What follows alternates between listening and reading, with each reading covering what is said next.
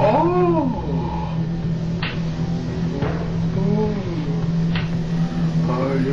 Fucking Fran went in through here. There's my piss. Na história de hoje vamos falar sobre a história de vida de um homem movido por depressão, preguiça e uma obsessão homicida. Ricardo foi, em muitos sentidos, um vanguardista nesse tipo de atitude criminosa, sendo sem dúvida um dos primeiros incel killers na história. Já aviso aqui que este vídeo vai lidar com tópicos pesados, como homicídio, depressão, suicídio. E se você é sensível a esses tópicos, é de sua conta e risco. Ao olhar para este rosto, nunca poderíamos imaginar o que essa pessoa seria capaz. Desde jovem, ele foi descrito como quieto, isolado e inofensivo. E bem, a sua trajetória provou o contrário. Iremos falar hoje sobre a história de Ricardo Lopes, um melancólico jovem solitário, o qual o sonho era ser um artista famoso, e infelizmente acabou perdendo totalmente sua sanidade mental, e voltou-se para o mundo do crime, deixando para trás um legado de famosos vídeos na internet que até hoje são lembrados como materiais pesados de terror psicológico. Os vídeos mostram a sua jornada da sanidade ao completo insano, em cada estágio em que sua mente se deteriora, pouco a pouco. Porém, o que muitos não sabem é que antes dos vídeos, Ricardo mantinha um diário secreto. Esse diário continha 803 páginas escritas à mão.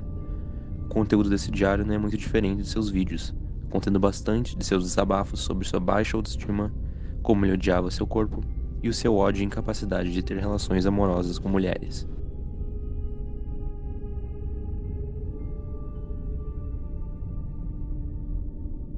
O ano era de 1996. No dia 16 de setembro, o proprietário do apartamento Van Burden Plaza, situado em Hollywood, Flórida, Estados Unidos, avistou sangue pingando do chão e das paredes de um bloco de apartamento. O sangue havia infiltrado o chão e invadido o piso inferior. Junto também havia um forte cheiro pútrido de carne em decomposição, o que levou ao proprietário a certamente achar essa situação no mínimo suspeita e logo em seguida ligar para a polícia. A partir daí, se começa o questionamento. Qual seria o motivo desse suicídio? À frente dessa cena estava um tripé montado em direção ao corpo, como se sua morte fosse gravada, e de fato foi. E logo atrás, no plano de fundo, uma mensagem escrita em um painel, que dizia The Best of Me. Em português, o melhor de mim. A polícia, logo ao ver essa cena, confiscou a câmera. Uma câmera antiga de filme, que continha uma gravação chamada de O Último Dia. E junto, diversas outras fitas foram confiscadas também. E ao serem assistidas pelas autoridades, foi descoberto que aquela morte não foi nada convencional, para se dizer o mínimo. Este corpo mais tarde foi identificado como o de Ricardo Lopes, um jovem rapaz que documentou sua vida em frente às câmeras. E, lembre-se, isso se passa na década de 90. Suas fitas mostravam seu dia a dia, sua completa bizarrice e sua obsessão homicida por uma jovem cantora da Islândia chamada Björk.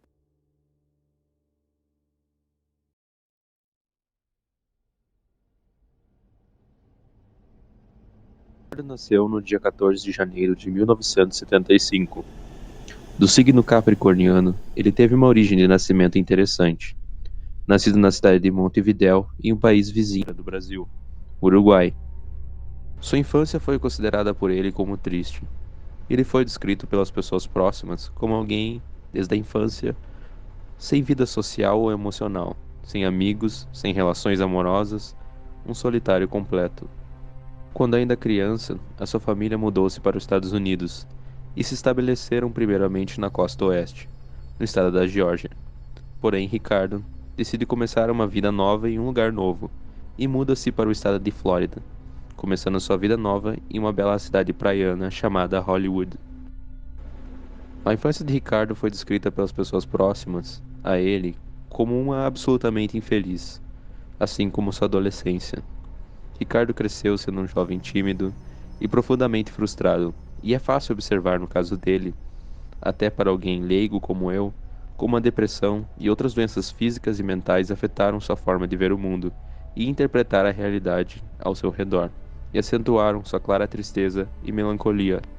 Ricardo de fato sofria com uma doença física chamada Síndrome de Klinefelter, uma doença genética, hereditária, que afeta os hormônios sexuais do corpo, gerando sintomas como secreção insuficiente de hormônios sexuais, atrofia testicular e ginecomastia, isto é, seios masculinos. Como vocês podem ver, é visível como a doença causou um impacto negativo na aparência física de Ricardo e, consequentemente, sua autoimagem. Em vários momentos durante suas gravações, ele expressa um desgosto tremendo com sua aparência. A síndrome de Klinefelter afeta também os níveis de testosterona no corpo, podendo gerar sintomas de saúde gravíssimos, o que pode também ajudar a explicar a sua rápida mudança de humor e instabilidade. Aos 18 anos, Ricardo tinha o sonho de se tornar um artista. Ele era descrito como alguém criativo. Ele tenta a sorte e decide largar a escola, perseguindo sua carreira de artista. Porém, para sobreviver, ele se obriga a trabalhar em meio turno na empresa de seu irmão, o qual oferece um cargo na sua empresa de detetização. Ricardo, a partir daí, começa a trabalhar em controle de pestes, exterminando ratos, baratas, cupins, o que, apesar de ser um emprego comum e muito importante, tal emprego nas mãos de alguém perturbado como ele se provou algo terrível para todos os envolvidos. Sendo detetizador, ele teria acesso a químicos potentes e perigosos. É assim como me sinto agora, mas nem sempre foi assim, especialmente quando estava crescendo, quero dizer, eu tinha sonhos e coisas do tipo com as mulheres. Mesmo eu sendo gordo, isso e aquilo, eu ainda tinha alguma esperança. Essa fobia social e sentimento de exclusão não permitiram que o jovem Ricardo mantivesse uma vida profissional minimamente organizada, seja na escola que ele abandonou, e em seu emprego no qual ele era descrito como preguiçoso e desorganizado. Havia nele um forte sentimento de incapacidade, como se ele não fosse capaz nem de exercer a sua própria profissão. É evidente como sua autossabotagem e imposição de limites são visíveis. Ele queria, de certa forma, ser visto como um lixo. E mesmo apesar dele ser descrito como um jovem inteligente, ter algum potencial em sua adolescência, nenhuma de suas capacidades foram aproveitadas ou apreciadas por ele, nem pelos outros ao seu redor. Na solidão de seu apartamento, Ricardo começou a vagarosamente perder o contato com a realidade. O refúgio de sua dor era consolado por fofocas de celebridade, na vida de atores, músicos internacionais. E foi nesse momento que ele começa a estabelecer uma intrigante relação de amor e ódio, desejo e obsessão com as celebridades. Neste contexto, nessa tempestade em sua vida, que em 1993 ela foi eternamente mudada. Foi quando ele acabou vendo um videoclipe de uma bela e jovem cantora. Este encanto à primeira vista se tornou em uma paixão insana. Com seu jeito único e peculiar e excêntrico, Björk cativou seu coração solitário. Ele viu algo nela que nunca havia visto antes. Rapidamente, essa paixão se tornou em uma obsessão. Como alguém como Ricardo poderia amar uma cantora que nem poderia supor a sua existência? Como se pode amar alguém que você nunca poderá ter? De qualquer forma, o jovem Ricardo de 18 anos agora encontrou sua nova musa inspiradora.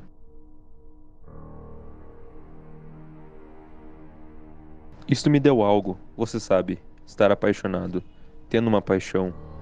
É um sentimento eufórico. Eu estava feliz. Eu tinha um motivo para acordar todo dia. Anos se passaram. Ricardo agora tinha 20 anos.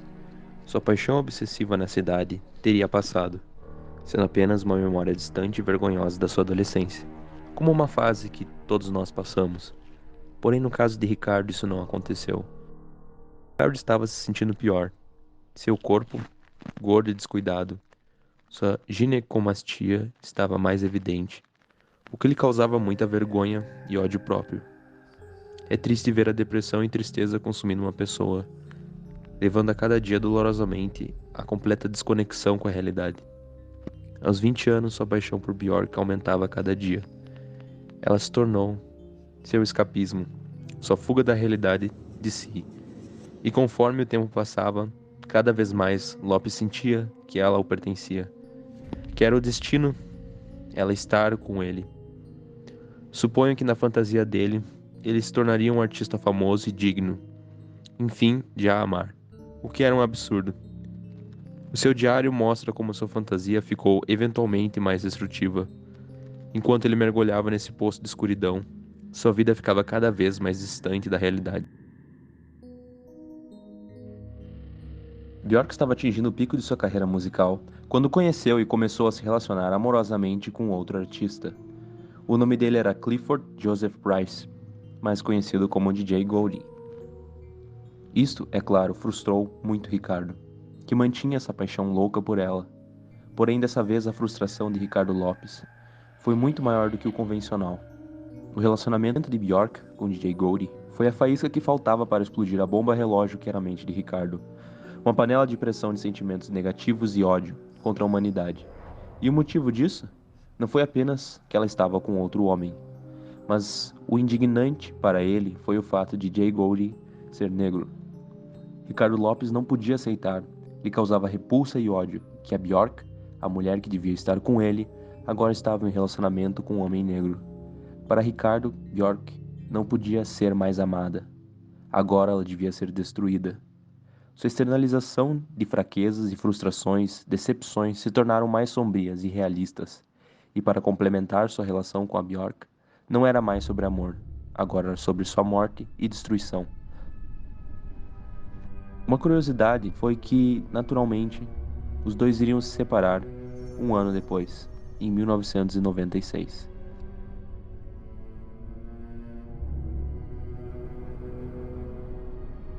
"21 anos.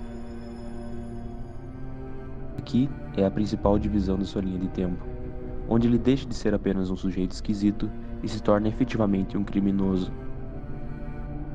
Agora chegamos no dia de 14 de janeiro de 1996. Ricardo acabou de completar 21 anos. Essa data marca o fim de seu diário escrito e ele passa a gravar seus infames vídeos, os quais se tornaram extremamente populares na internet. Os vídeos demonstram em toda sua extensão os delírios vingativos e assassinos que passavam em sua mente. Eles contam com horas e horas de gravação. O conteúdo não difere do que podemos ler no diário anterior. Frustrações, automutilação, raiva, vingança, inadequação em todas as formas e aspectos. A grande diferença entre o vídeo e o diário é essa mudança de objetivos na vida de Ricardo. Enquanto em seu diário ele escrevia o seu desejo de virar um artista, sua paixão pela Björk, nos vídeos seus sonhos passaram a ser sobre a destruir, matar Björk. Ele teria que a matar. E somente era a única forma de justificar todo esse tempo perdido. A única forma dele ser lembrado. A única forma de punir o mundo à sua volta. Então ele bolou seu plano. Mataria ela. Porém, como? Sua primeira ideia foi criar uma bomba. Mas não era uma bomba normal. A princípio, Lopes cria o seguinte plano: fazer uma bomba que no momento da explosão teria ejetado agulhas infectadas pelo vírus da HIV. Logo ele percebeu que esse plano seria muito difícil de implementar e, em breve, o abandonaria. Ele aproveita essa ideia para criar bombas. Ele tem a criativa ideia de enviar uma bomba disfarçada para a gravadora de Björk, a Elektra Records. Dentro dessa bomba não haveria AIDS com agulhas engatilhadas, mas sim um ácido corrosivo, que dolorosamente e vagarosamente iria a matar. Ricardo, como detetizador, tinha acesso a tais químicos, e era capaz de construir o tal dispositivo. E assim, ele fez. Can you see that there on the wall? Well, that's going to be Björk's face. I'm about to paint that now. Okay, here we go. This is just a basic idea of what I want to do here. I'm going to draw her head. Well, that's too big.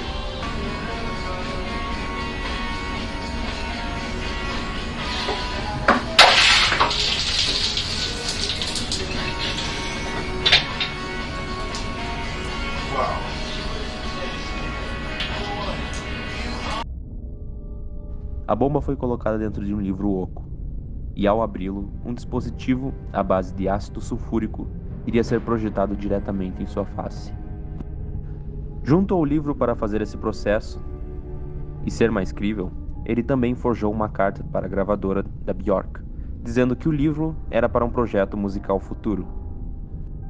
O último passo foi obter o endereço residencial de Björk em Londres, e por incrível que pareça, Ricardo conseguiu o endereço de Björk online por apenas $5. Um site de stalkers online, de serviços de celebridade que lhe forneceram detalhes pessoais por dinheiro.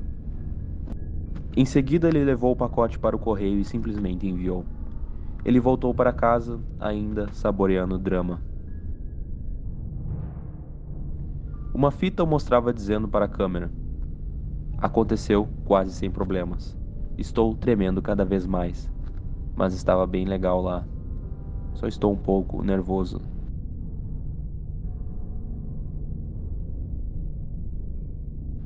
Era dia 12 de setembro de 1996. Nesse dia, a bomba estava atravessando o oceano, quase chegando na porta de Björk. Lopes, então, começou seu ato final.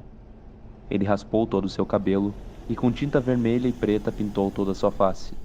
Logo no vídeo podemos ver ele se olhando ao espelho. Era como se fosse uma entidade. Ele estava irreconhecível. Nos seus momentos finais ele falava sobre sua família. Quando pensamos sobre criminosos do gênero de Ricardo, normalmente associamos a eles uma vida familiar traumática e violenta. Porém, o que ele nos conta é muito diferente dessa percepção. Ricardo descreve sua família com afeição. Ele disse que sabia que muitos assassinos tinham famílias brutais, mas disse que sua própria família era normal e gentil. Eu tinha uma base. Você sabe, não perfeita, mas muito estável, uma família forte. Em outros momentos, em seus vídeos prévios, ele demonstra preocupação com sua família, ao saberem sobre seus atos criminosos. O que sem dúvida me dá um sentimento de pena tremenda à família Lopes, ao ter que lidar com tal tragédia.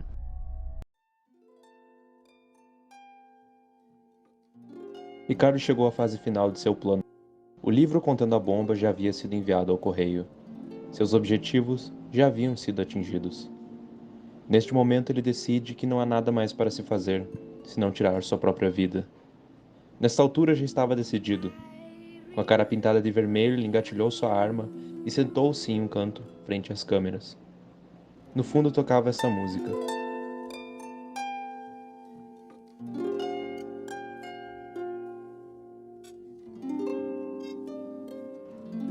A sua última música. I Remember You. Eu me lembro de você. I remember you.